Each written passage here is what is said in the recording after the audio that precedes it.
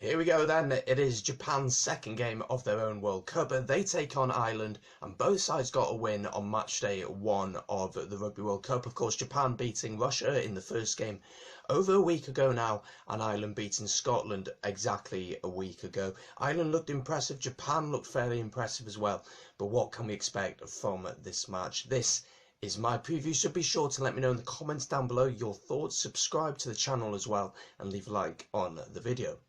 Head to head, both sides have met 7 times, the most recent coming in 2017 in a Japanese side against Ireland in Japan. That was the Irish tour, and they beat them 35-13 in Tokyo. So 7 times, 7 wins for Ireland. Japan, can they claim their first win? Well, Japan have named their side. We're going to go through it now. It should appear on the screen for you here so you can follow along as well. I don't know that much about this Japanese side, so if you know some interesting facts or you know some standout players, then let me know. Of course, we know the likes of Michael Leach, we know the winger who scored against Russia 3 times, so we can keep an eye out on him. So let's start now with the Japanese side. So starting with them, Ryo Yamanaka, we've got Katora Matsushima, Timothy Lafele, Ryoto Nakamura, William Tupou, Yutaka Nagara, who comes in, Keita Nagagi, Shota Hore, Juwon Ku, Luke Thompson, James Moore and Kazuki Himeno are the Japanese side. So not many changes for them, a lot of players who are based in Japan playing in that side, but what you will notice is there is no Michael Leach. Very interesting to see no Michael Leach in this starting side for Japan. Ireland have made a few changes themselves, so we'll go through that just now. So once again, you can follow on the screen with me. It should come up for you right now, so you can follow as well. So starting with the forwards for Ireland, we have Healy, Best and Furlong. Henderson comes into the second row. He wins his 50th cap, Ian Henderson. Ryan partners him. Then we have Omani, we have Van der Fleer and we have Stander at 8.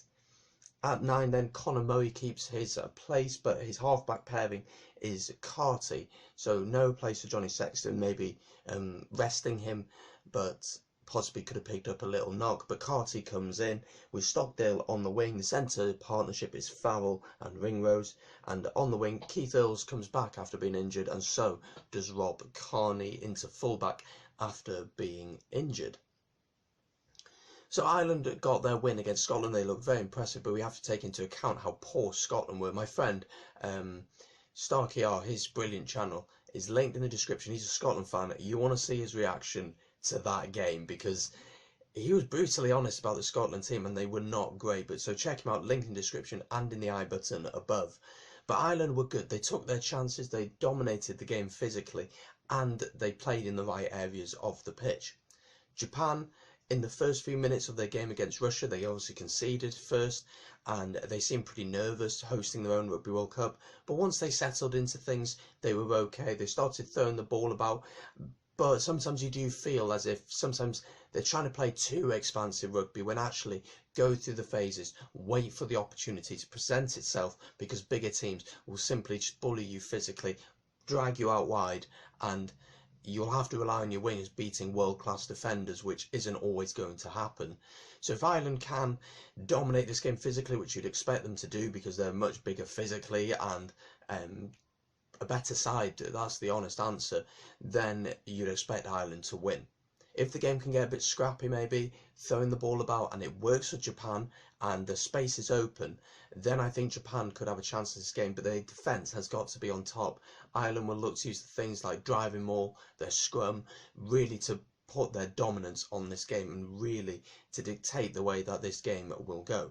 It's key for Japan that Ireland don't go in front super early, otherwise it could be a long afternoon for Japan.